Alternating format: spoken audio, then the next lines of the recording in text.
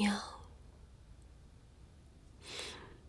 当初我答应你嫁给易连凯，就全当是自己已经死了，再无半分喜怒哀乐。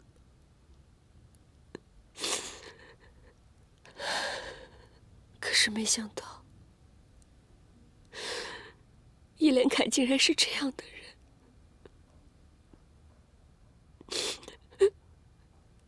更没想到李王平会回来。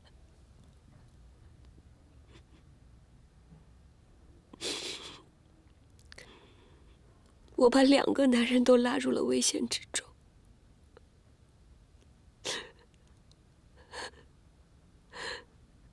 如果我放弃，你会怪我吗？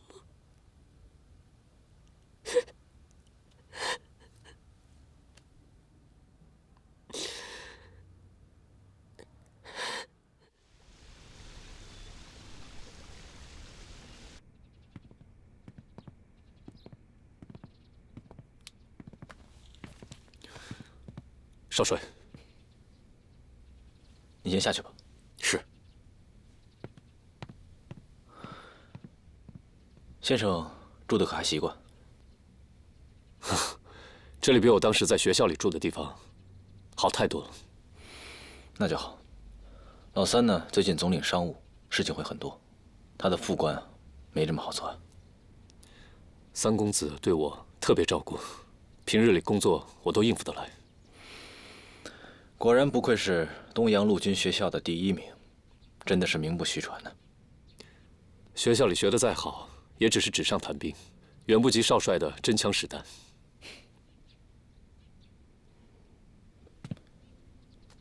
看来潘先生果然是好学生，连钢笔都这么特别。少帅的确是好眼力啊，这支笔的确有些来历。什么来历？这支笔出自于东洋陆军士官学校，学校特制的，奖励给优秀学生。这支笔对我来说有非常大的纪念价值，所以我一直随身携带着。原来如此。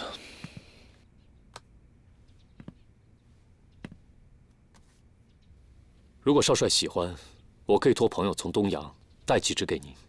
那倒不必，我只不过是看着新鲜，随口一问罢了。你好，邓小姐，我姓范，是孙小姐推荐我来的。你好，范小姐，师姐说你是她很好的朋友，所以不用跟我客气。一看邓小姐，就是受过西方教育思想熏陶的新女性。前些日子，我跟孙小姐打听刘洋的事情，她第一个就想起了你，说是让我一定要过来拜访你。今日一看，果然名不虚传。师姐她言过其实了。玉林不过是在美利坚读过几年书，范小姐如果想听什么国外趣事，我倒是有一大堆可以讲给你听。年少时，我曾经和我的丈夫流洋欧洲，在那儿度过了一段非常美好的时光。我这次来就是特别想打听一下，如今出国留洋的事情。范小姐曾经去的是欧洲哪个国家？曾经在法兰西住过几年。原来是这样。这几年，世界的形势变化很大。就拿欧洲来说，人们还没有完全从战争的阴影当中走出来，很多国家的人都消沉，没有生气，反而是美利坚在这一战当中得了便宜。不管是军事、政治、科学、文化，这几年都有活跃的气象。范小姐想出国，不知道是想定居还是旅行。我只是在家里待着难受，想找个地方避开一下。我明白，笼子砌得再好看，可毕竟还是笼子。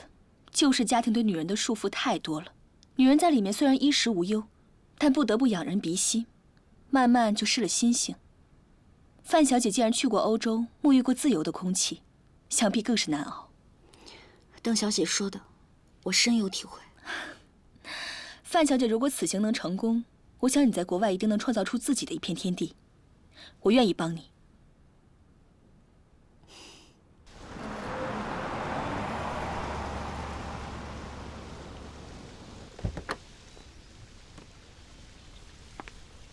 二少奶奶，今天天热，二少爷回来没见着您，特意交代我们煮了绿豆汤，现在在厨房就等着您。大帅呢？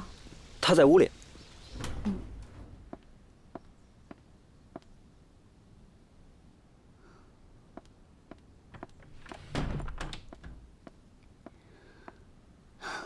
父亲，烟云，找我什么事？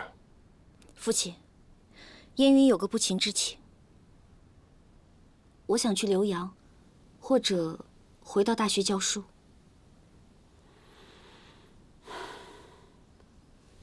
说到底，你还是要离开易家。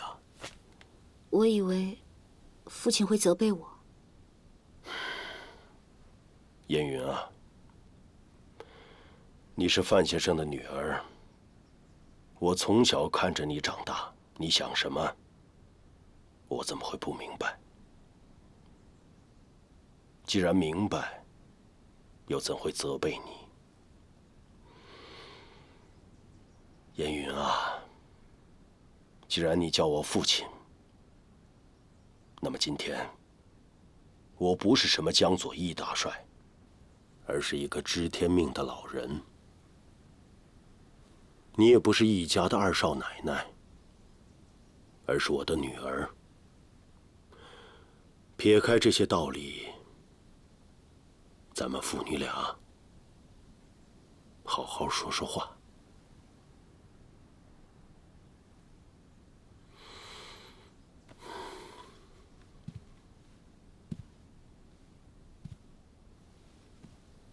范先生这一辈子，把自己放在局中，江左这盘大棋，看起来下得有声有色。可是，总有些棋子是由不得我们的。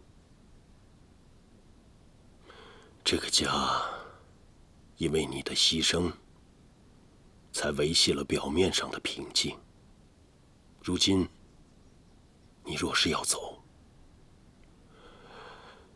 这个家也该散了。父亲，既然知道我的事情，当初你和老二新婚不久，就急着替你爹办学校。老二在军中，你又忙着学校的事务。两人聚少离多，你却从无怨言。外人赞你识大体，可是我这个父亲，就算再愚钝，也能看得出，这只不过是你的借口。你只是不喜欢老二。能躲一天是一天吧。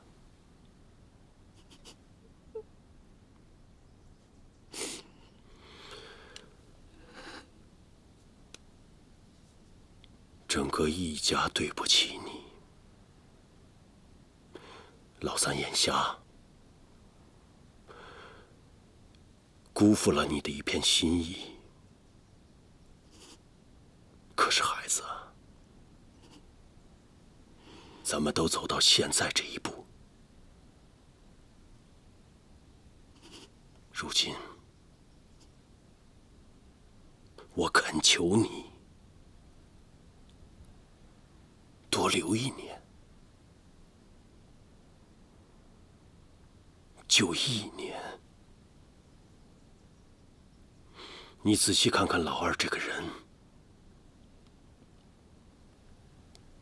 看看他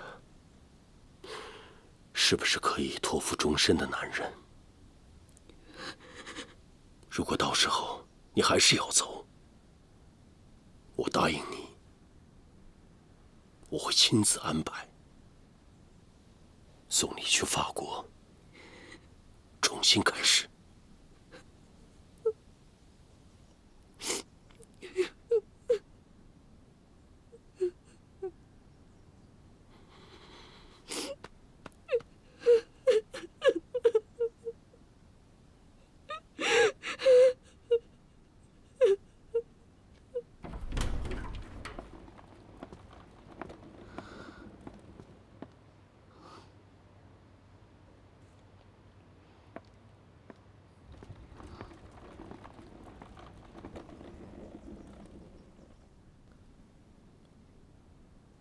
父亲，您觉得这样下去好吗？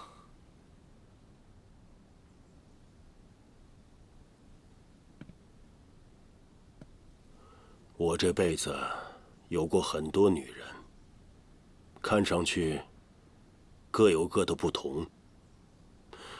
其实看得多了，自然知道她们心里面在想什么。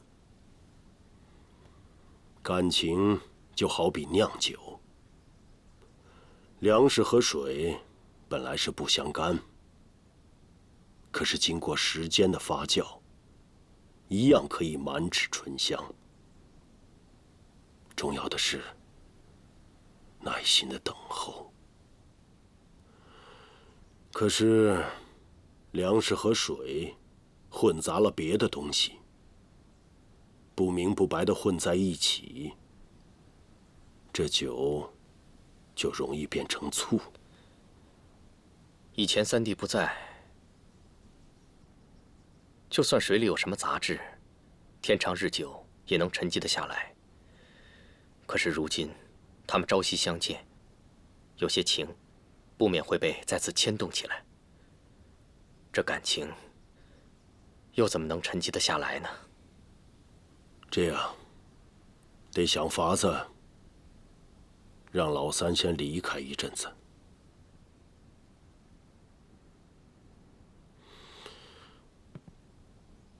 你去把老二、老三叫过来，说我有事要找他们。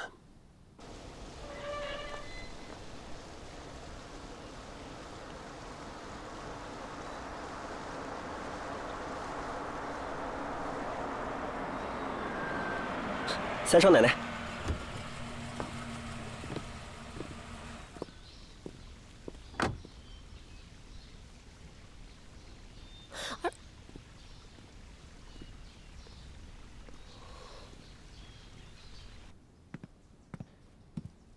爹，您找我？快坐下。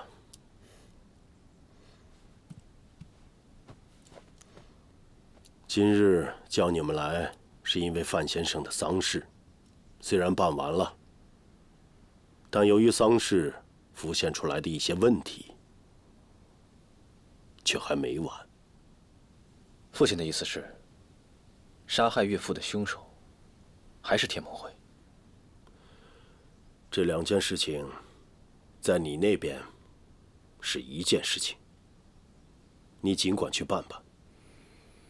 有了结果，报上来就是。是。现在倒是有一桩不起眼的小事，眼下还得花点心思。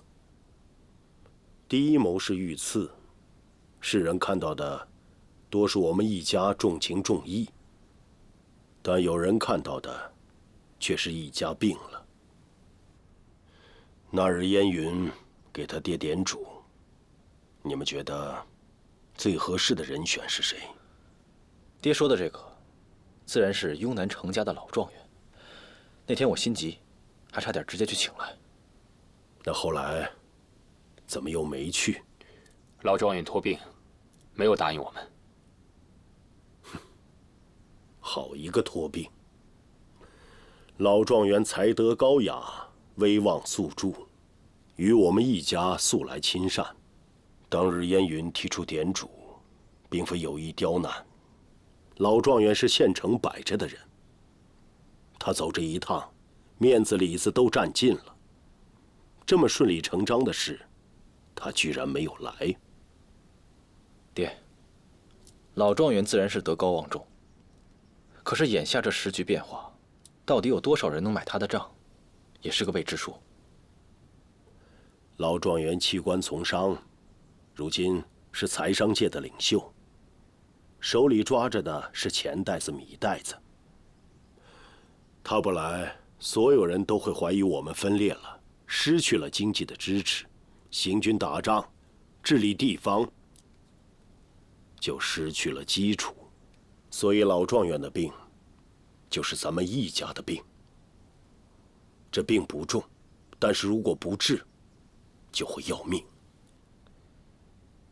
既然老状元病了，那我们自然得去探望啊。大哥说的对，不如我贤父在家，就索性直接去趟雍南吧。你岳父刚走，你还是多陪陪燕云。这2年你们聚少离多，这次回来也是个机会。这些年，老三倒是跟商界的人混得熟，让他去吧。是，兰坡听从父亲的安排。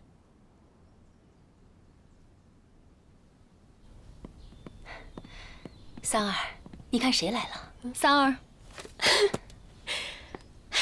我的大律师啊，怎么有空过来看我这个旧式妇女啊？我不来怎么解救你啊？周妈，端一碗绿豆沙过来。啊，好。哎呀，你看你热的，你现在怎么越来越像小媳妇儿了？坐。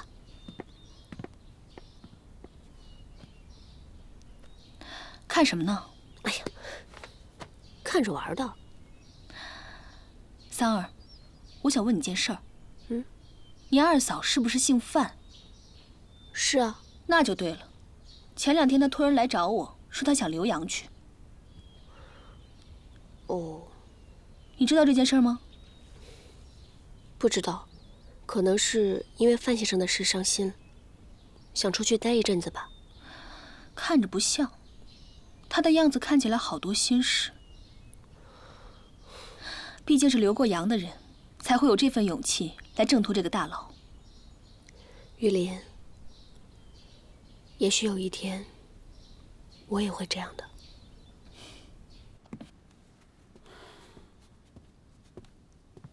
多少年没有这样了？父母在，不远游。兰坡不孝，这些年没有在父亲身边照顾父亲。你自是有你的选择。我知道这些年，你受了不少委屈。兰坡没有委屈，兰坡明白，只要一家好，兰坡就好；一家不好，兰坡就像断了线的风筝，没有了依靠，想要飞也飞不起来。坐。是。以前，我带你们去河里洗澡，老大那个时候才几岁，就懂得安排人手，上下照应。老二则一刻不离身地跟在我后面，碰到水深水急的地方，跟着的人怕有闪失，总是想帮他一把。他眼都没眨过一下，跟着我就走。二哥是卓伦之才，从小就胆识过人。斗虫于鸣，人的本性是改不了了。虽然老大身体不好，可是心智不废。老二这些年执掌军权，走的也是我的老路。大哥二哥一文一武，光耀我们一家门楣，这是爹的福气啊。那你还记得那个时候你在做什么吗？兰坡从小顽劣，想必那个时候多半是调皮去了。若真的是顽劣，倒也是福分呢。他们都说，我最疼的人是你，总是想把你留在身边。可是，一转眼，你就已经不见了踪影。他们慌着去找你，你却不知道在哪里摸到鱼来，在岸边慢慢的烤。等到我们上岸，鱼的香味儿都已经出来了。爹，您怎么突然想起这些旧事啊？子为仲弓曰：“犁牛之子兴且角，虽欲勿用，山川其舍诸。”人的天性只有天注定，许多事躲是躲不了的。世间上的事就是这样，世人看咱们一家势大，觉得是铜墙铁壁，可是他们又怎么能看得到那内里的裂隙？这些裂隙终究是祸患。爹，这些年未能在您身边，替您分忧，是兰坡的不孝。我老了，身体大不如从前。以后的路，你们要多帮我走走。爹，您要兰坡做什么，兰坡一定会竭尽全力去做。眼前就是老状元的寿辰，到时候宾客满门，各有各的心思。可是这些人不管起了什么心思并不重要，关键是老状元的心思。兰坡明白。老状元若起了别的心思，你知道该怎么做了吗？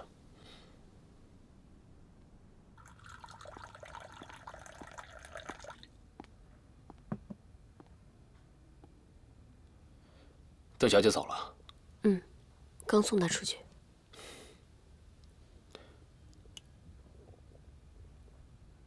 她能来常陪陪你也挺好。玉林说，二嫂要留洋去。二嫂心性坚强，她肯定有她自己的想法。兰坡，是我拉你进了这滩浑水。如果你对二嫂还有情的话，我愿意成全你们。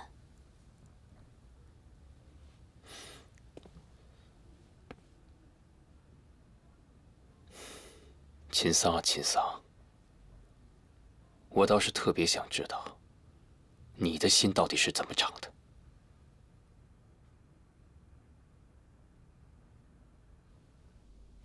不是派老三去雍南吗？怎么换成你了？我们不去雍南。我们？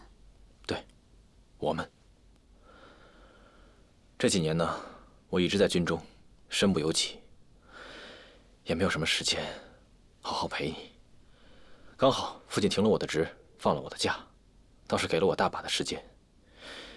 你不是想去办学吗？我陪你一起去。那怎么行？现在局势这么紧张，你怎么能说走就走啊？我怎么不能说走就走啊？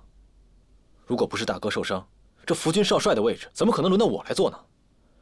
而我的人生也不可能像今天这个样子。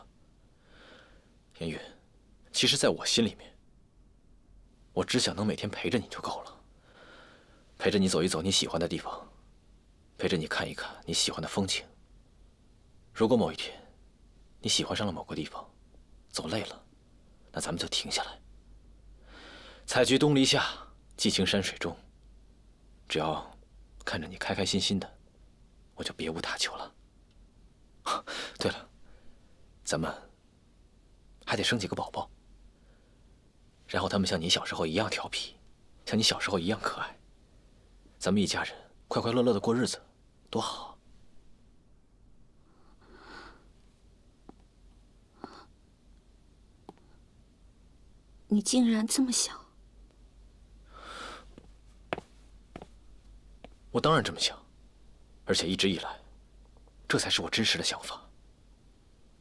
你想想看，从小到大，大哥一直被社会各界所看好，老三呢又深得父亲宠爱。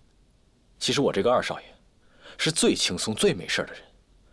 小的时候啊，你老胡闹、调皮、闯祸，我呢，怕你伤着自己，所以就总对你凶，反倒是让你怕了我。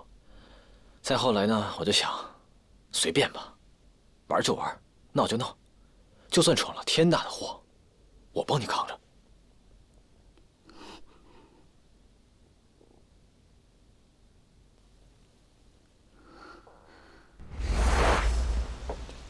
等等，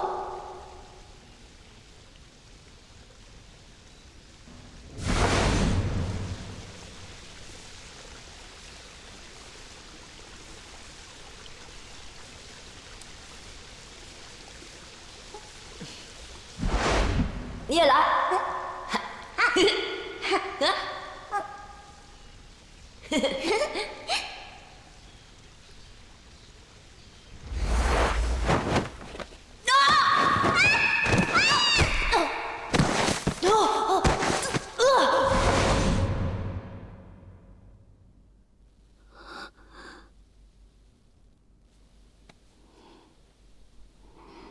云溪，我不会走的。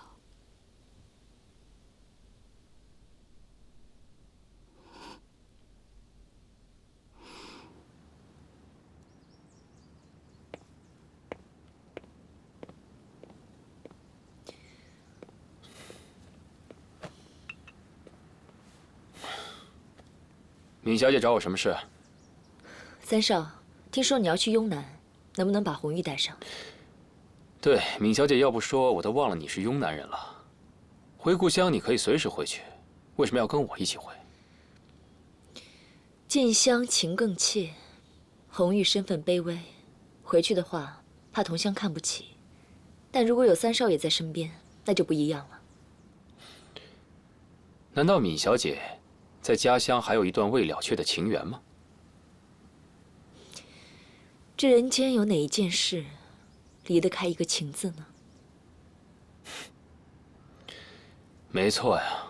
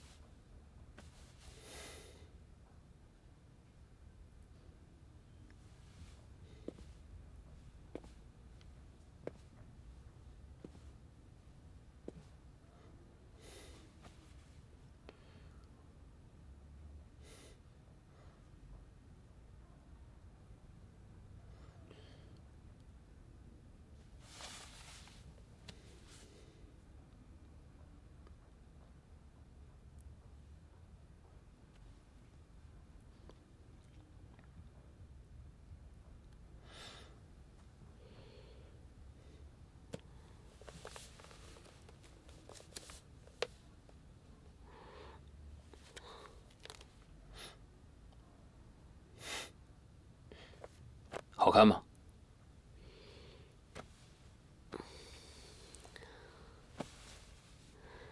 想不到你这种无聊的人还看这种爱情故事啊！谁跟你说无聊的人就不懂得浪漫了？你大白天的不出去办事，跑过来干什么？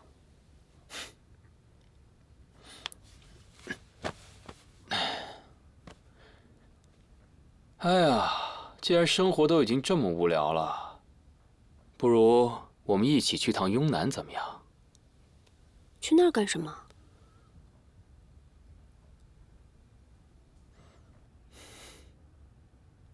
小时候陪我娘去过，那片花田特别好看。程家的名手为我娘织锦时，我娘就坐在那片花田里。不知道那片花田现在还在不在了。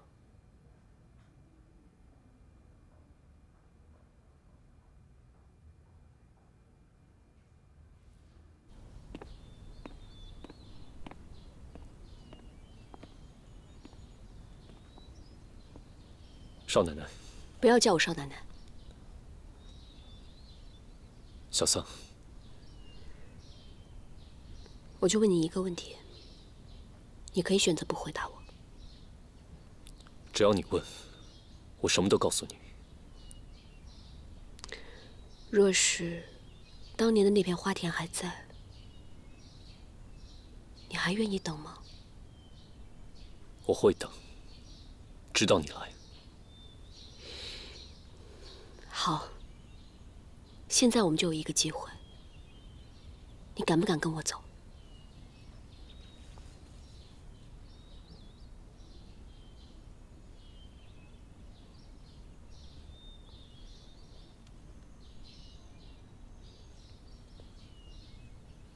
小桑，易连凯是何等精明，我们得好好计划一下。你若是敢，就到雍南，去老庄园家门口的花田放风筝。我看到风筝，自然会去找你。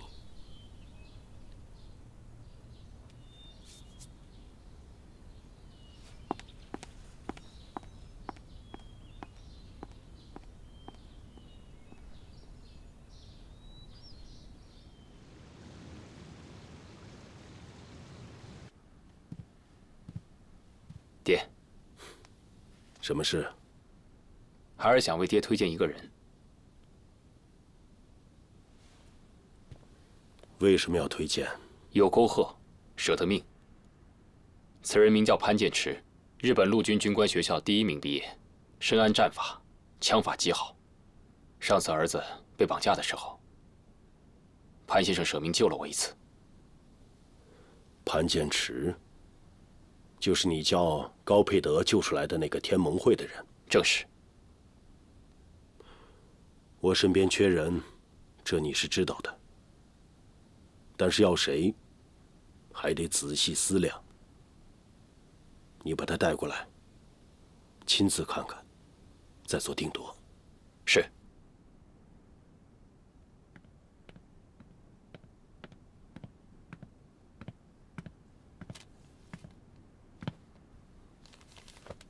大帅，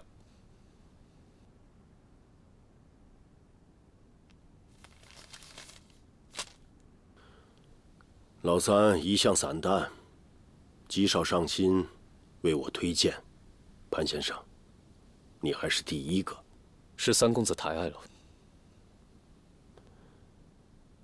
昌业重地被李重年包围，怎么解？不用解。为什么？这地图是5年前天盟会讨伐复辟用的地图，如今自然没有什么危机。哼，看来潘副官熟读战史，能知过去。可是能知未来，才是真本事。他们无法预知未来，只知现在，但是知道现在，便可左右未来。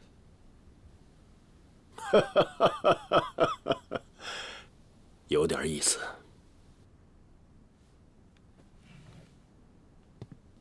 那我再考考你，如何消灭李重年？要灭李重年易如反掌，可易帅是故意不灭。何出此言？江左有5省，李重年以1省之力与4省争雄，但是消耗一项就绝无胜算。李重年不灭，不是因为李重年太强，而是易帅太强。您之所以留着李重年，是要给自己一个借口，一个置江左与天下大事之外的借口。潘先生，你可知道你说这番话会有什么后果吗？如果是在半年之前，我当着大帅说这些话，恐怕已经被枪决了。可如今我说，应该没有大碍。为什么？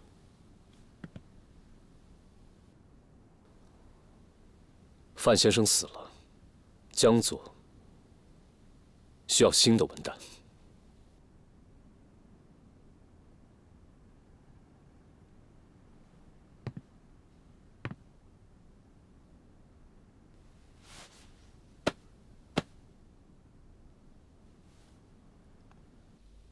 好像从我记事开始啊，父亲就把我送到军营去锻炼。在我的印象里，已经很久没有在家待过这么长的时间了。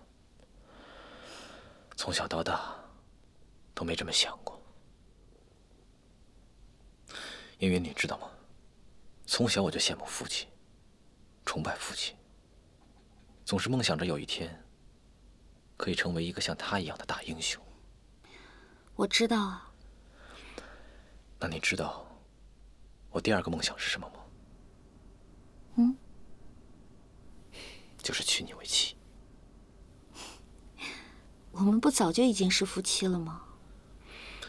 是啊，我们早就已经是夫妻了。可是呢，我原以为，只有我接替了父亲在江左的军务，拥有像父亲一样的才干，成为像父亲一样的大英雄，才有资格娶你。小的时候呢，我就喜欢偷偷的看着你，有什么好吃的、好玩的，我就舍不得用，就想第一时间送到你那儿去。哪怕你们女生对那些东西其实并不太感兴趣。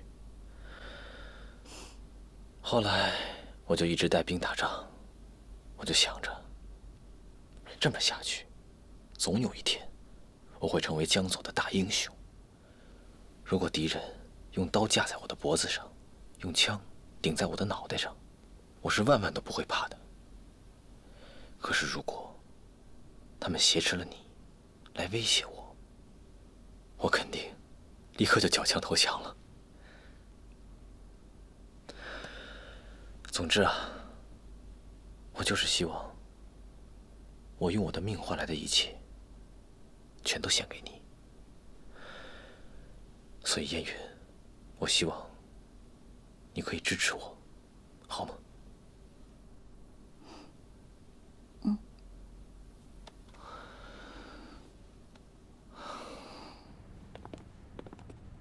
小桑，正好有件事情要告诉你，潘先生就要被爹重用了。真的吗？真的，以我对爹的了解，潘先生一定会被重用的。多谢三公子提拔。那恭喜潘先生了。潘先生大智大勇，受重用也是应该的。不过大智倒是容易，大勇可就难了。有潘先生之勇，哪里都可以去得了。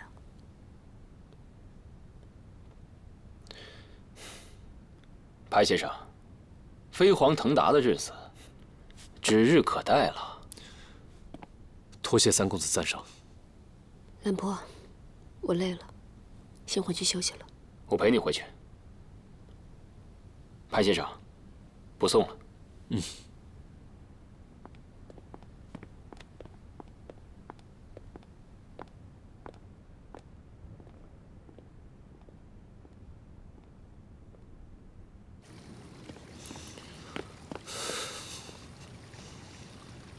好，我们现在就有一个机会，你敢不敢跟我走？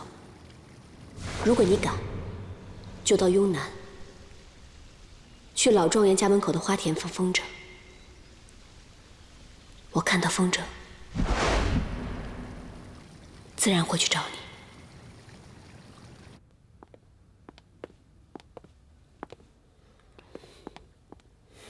我头有些疼，你先回去休息吧。那你早点休息。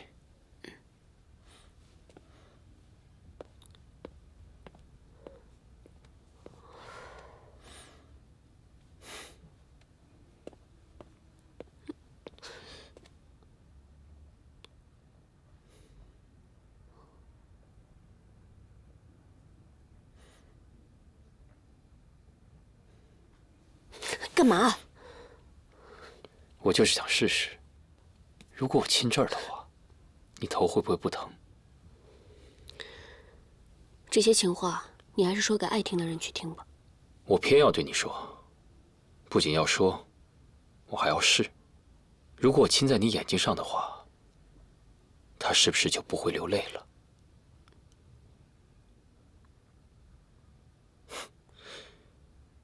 早点休息吧，过几天我们就要去雍南了。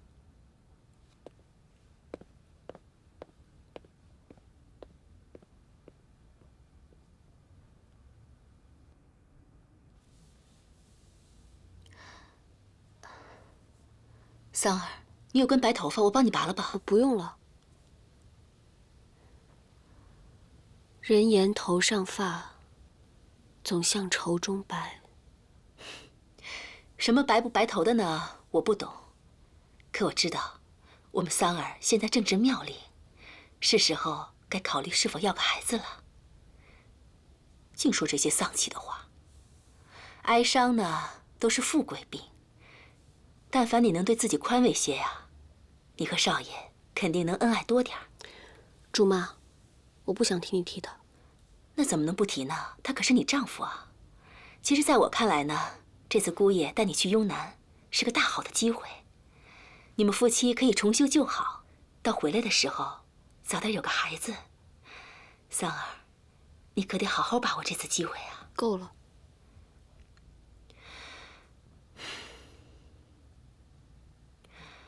太太走的时候呢，我答应过她好好的照顾你。